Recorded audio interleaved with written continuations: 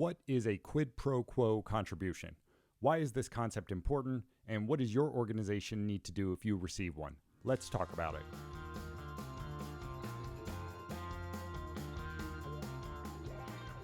The term quid pro quo contribution refers to a payment to a charitable organization that is partly a donation and partly a payment in exchange for goods or services. This, of course, comes from the Latin phrase quid pro quo, which means something for something, a term that often has a negative connotation. But in this context, a quid pro quo contribution is not necessarily a bad thing and can be an important part of a nonprofit organization's fundraising efforts. For example, suppose a nonprofit charges $150 for tickets to its annual fundraising event, and the event includes a dinner for each attendee that has a fair market value of $50.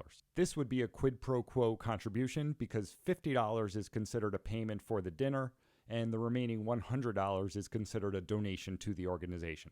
And importantly, only that $100 portion is eligible for the charitable deduction. Besides fundraising events, quid pro quo contributions can arise in a variety of contexts, including charity auctions, merchandise sales, membership dues, or any situation where donors get goods or services in exchange for their contribution. This concept is important because there are some special requirements that apply to an organization that receives a quid pro quo contribution. These requirements are described in a very helpful document on the IRS website called Publication 1771, which I encourage you all to check out. Specifically, an organization that receives a quid pro quo contribution of more than $75 is generally required to send an acknowledgement letter to the donor that includes the following information: a description of the goods or services received by the donor, the organization's good faith estimate of the fair market value of these goods or services, and a statement informing the donor that only the portion of the contribution that exceeds the fair market value is eligible for the charitable deduction. This is in addition to the usual things that need to be included in a donor acknowledgement letter, such as the date and the amount of the contribution. Be aware that there are some exceptions, so these requirements may not always apply. First, there is an exception for what the IRS calls token benefits. This is when the value of the goods or services received by the donor is insubstantial in relation to the donation.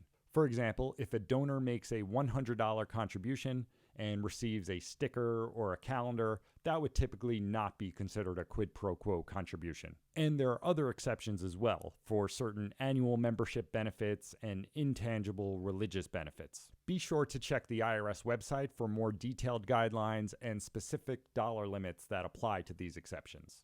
That should do it for today. In this video, we've covered the basic definition of a quid pro quo contribution and briefly touched on how this impacts the donor acknowledgement letter. For a deeper look at how to draft the donor acknowledgement letter, check out our 5-minute lesson at this link on the screen. Thanks for watching. See you next time.